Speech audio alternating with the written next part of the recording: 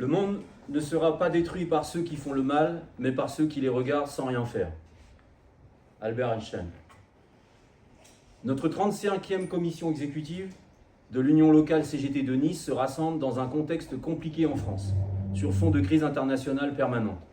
Entre les élections aux USA, les catastrophes naturelles, les pandémies, les famines et les guerres, pas qu'au Proche-Orient ou en Ukraine, la guerre partout dans le monde avec 52 conflits armés dont seules les populations sont victimes.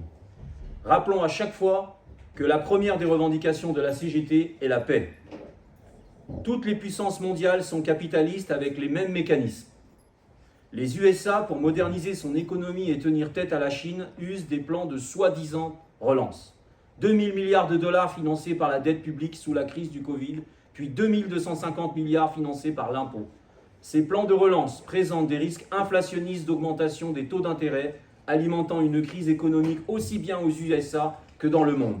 En ne servant que les intérêts des grands monopoles capitalistes, Trump, Biden ou Harris font payer la note aux salariés américains, mais pas que, car les économies mondiales sont interdépendantes.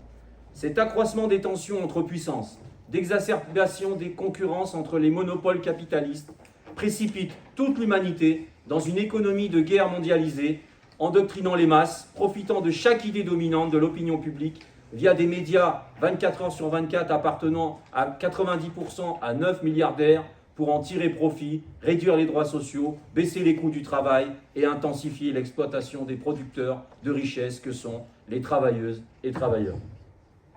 En France, le méprisant de la République démocratique, recordman de 21 fois 49.3, après 51 jours sans gouvernement, Macron utilise ce même poison des plans de relance. Via un cocktail au Grand Barnier, notre premier sinistre prépare une saignée austéritaire de 60 milliards d'euros contre le monde du travail, tirant à la baisse les salaires et conditions de travail.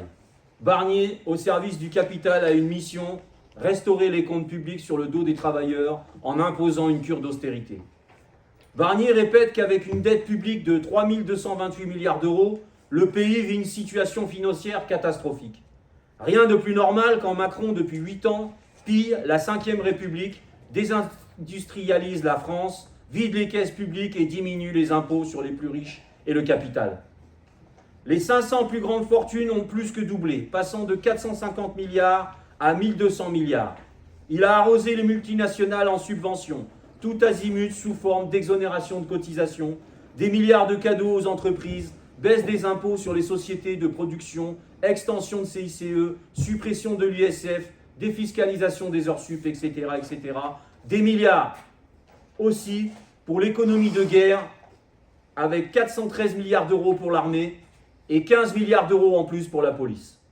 Tout cela se fait au détriment des services publics, de la santé, des hôpitaux, des EHPAD, de l'éducation, des transports en commun, du rail, de l'énergie, des télécommunications, de l'écologie, de démocratie, des droits des femmes, des libertés, du logement, etc. Bref, au détriment de l'humanité. Les profiteurs et inventeurs de la dette, les banques, encaissent aussi annuellement près de 50 milliards d'euros d'intérêts par an sur le dos des plus démunis et plus précaires de la France d'en bas. Ils pillent les caisses de l'État. Quand Macron lance au peuple son fameux « quoi qu'il en coûte », il a oublié, mes camarades, sciemment, le mot « vous ». C'est « quoi qu'il vous en coûte », la vraie version. Le gouvernement fait semblant de mettre à contribution les plus riches par une taxation exceptionnelle sur les ménages, gagnant plus de 500 000 euros par an, et sur les plus grands groupes capitalistes. Ceux qui ont bénéficié de 1000 milliards d'euros en 8 ans contribueraient donc à hauteur de 10 milliards sur 60 seulement. Et la grosse note restante sera pour nous. Les retraités, les malades, les chômeurs, la jeunesse, les travailleurs, bref, nous. Les premières et premiers de corvée. Le grand patronat est à 100% responsable du déficit de l'État. Il doit payer la note. Nous refusons tout compromis, tout nouveau recul, que ce soit le gel des pensions des retraités pendant 6 mois, 100 000 emplois en moins pour les services publics, l'augmentation de l'électricité plus de 12% à venir, contre les coupes dans la sécurité sociale et l'allocation sociale unique, contre un 2e jour férié en moins, contre un 2e jour de carence pour la fonction publique, contre 5 milliards d'euros d'économies dans les collectivités territoriales déjà agonisantes suite à la décentralisation de l'État, contre 2200 suppressions de postes dans la fonction publique, contre le gel du point d'indice des fonctionnaires en 2024 et 2025, alors que leurs salaires ont baissé de plus de 18% depuis 2010. Contre les moins 2,5 milliards pour l'environnement. Contre 4 500 postes d'enseignants supprimés et 15 000 postes d'ici 2027, alors que les classes françaises sont les plus chargées et inégalitaires d'Europe, avec une école basée sur le tri, plus la mise en concurrence entre les élèves. Contre la baisse des aides à l'apprentissage.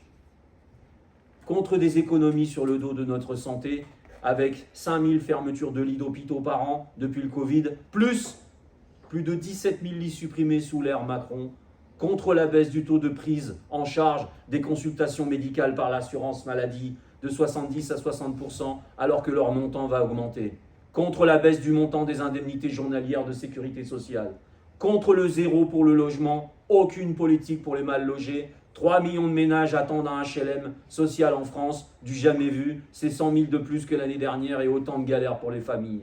Contre le zéro pour le pouvoir d'achat qui baisse inlassablement, plongeant la France d'en bas dans la misère. La hausse des prix de la consommation est remontée à 2,3% sur un an en France, où le seuil de pauvreté est de 811 € ou 1014 € ou 1216 € par mois, selon qu'il est fixé à 40, 50 ou 60% du niveau de vie médian. C'est la misère, la France. Contre le deuxième texte sur l'immigration, en 8 mois, avec une nouvelle loi brutale contre les travailleurs étrangers, c'est bien connu, le danger c'est l'immigré. Macron donne des gages anti-migrants et autoritaires au Front National. L'ADN de l'extrême droite avec un large quadrillage policier de tout le pays, un durcissement de la politique pénale pour les mineurs délinquants de plus de 16 ans, de nouvelles places en prison avec Retailleau à l'intérieur, plus un ministère de l'immigration. Bref, l'alliance négociée par Le Pen sauve le régime Macron. L'UL de Nice organisera des palabres le 6 décembre sur l'escroquerie du programme Front National d'ailleurs. Le RN de Le Pen dit oui à la politique austéritaire de Barnier qui propose au corps intermédiaire, aux partenaires sociaux, c'est-à-dire la CGT, nous, sans même la nommer, de réfléchir à des aménagements raisonnables, il nous dit Barnier. Comme a dit Winston Churchill, je n'ai rien à offrir que du sang, de la sueur et des larmes, ou des miettes, comme la revalorisation anticipée du SMIC en novembre à hauteur de 2%, un leurre, mes camarades, puisque la revalorisation du SMIC était prévue, elle est automatique tenant compte de l'inflation. Le peuple ne réclame pas l'aumône et pourtant, il ne s'en gêne pas. Évidemment, la CGT, tenez-vous bien, est contre un nouveau livret d'épargne dédié à l'industrie pour, tenez-vous bien, une meilleure mobilisation de l'épargne des Français. Pour soutenir l'industrie française, bah voyons, en clair, c'est drainer les 935 milliards d'euros d'épargne des Français dans les poches des multinationales. Monsieur Macron nous prend pour des truffes. Si la grève interprofessionnelle appelée par la CGT Solidaire et la FSU le 1er octobre a eu un écho très limité, ce n'est pas parce que la colère manque. Il y a urgence pour un véritable plan de bataille articulant revendications sociales convergentes et lutte contre l'autoritarisme d'une 5e République à l'agonie, tournant le dos au vote des Français qui ont clairement dit non, pour la 3e fois, à la politique autoritaire et austère d'Emmanuel Macron, ou d'un gouvernement avec une durée de vie potentielle de 0, sous couvert de censure, à 10 mois, d'une dissolution, notre pays vit un chaos. Ce n'est pas aux salariés et les retraités de payer l'addition, l'argent existe. Il faut aller le chercher dans les caisses du grand patronat et des milliardaires. Le montant total du patrimoine net des nantis, tenez-vous bien, s'établit à 15 000 milliards d'euros pour l'officiel, en plus de l'officieux, avec 11 300 milliards de dollars planqués dans les paradis fiscaux.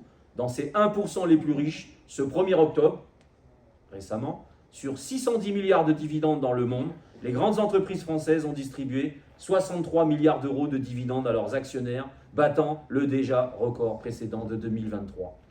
Il n'y a pas eu de trêve estivale ni olympique pour la France d'en bas. Les licenciements et suppressions d'emplois continuent massivement. Les unions locales CGT, nous, en sommes témoins de cette souffrance quotidienne au travail. L'INSEE vient de révéler des chiffres du chômage atteignant 7,3%. Le chômage des jeunes progresse atteignant 17,7%. Ce n'est plus aux travailleurs de payer la crise. Il n'y aura pas d'issue sans affronter ceux qui sont les responsables de la dette. Mot inventé par les banques pour assouvir les peuples, dette détenue d'ailleurs à 53% par des investisseurs étrangers qui ne sont même pas en France. Si 20% des Français vivent sous le seuil de pauvreté, ce sont 27% des Martiniquais qui vivent sous le seuil de pauvreté. le plus faible des départements d'outre-mer. Cette situation intolérable des Martiniquais sur fond de colonialisme florissant, il n'y a pas qu'en Israël, avec un taux de pauvreté marqué dans la population la plus jeune, 45% chez les moins de 30 ans, une population en détresse expliquant le mouvement contre la cherté des biens de consommation pour la très grande majorité importés. Les produits alimentaires sont 40% plus chers en Martinique qu'en métropole. L'affrontement capital-travail fait rage. Macron jusqu'au boutisme nous oblige à mener une lutte des classes acharnée. Capitalisme et fascisme montrent du doigt le binational pour mieux servir les multinationales. Et notre urgence aujourd'hui jusqu'en 2027 reste de gagner sur notre cahier revendicatif chiffré CGT, car comptez sur Macron. Il va rester président jusqu'en 2027 et n'ayez plus rien à perdre. Son quoi qu'il en coûte, ou son quoi qu'il vous en coûte, va amplifier ces réformes. Vu que d'autres élections vont survenir, notre urgence reste de convaincre de l'escroquerie du vote Front National comme du vote de Macron. Pour cela, nous devons nous déployer dans les services, aux machines à café, aller au débat d'idées en face à face pour gagner sur le cahier revendicatif chiffré des salariés. Mais surtout pas sur les réseaux sociaux ou en mettant fin au débat rejetant les salariés par une simple insulte de facho. Nous devons rester une organisation syndicale qui, depuis 1995, avec notre rôle de boussole qui représente les travailleurs et oblige les partis politiques, quels qu'ils soient, à prendre en compte les revendications chiffrées des travailleurs. Le verdict des urnes doit être respecté. Pour en finir avec ce vote de rejet de colère, la démocratie doit gagner face au déni de Macron. Nos revendications, nos exigences sociales doivent aboutir. Merci mes camarades.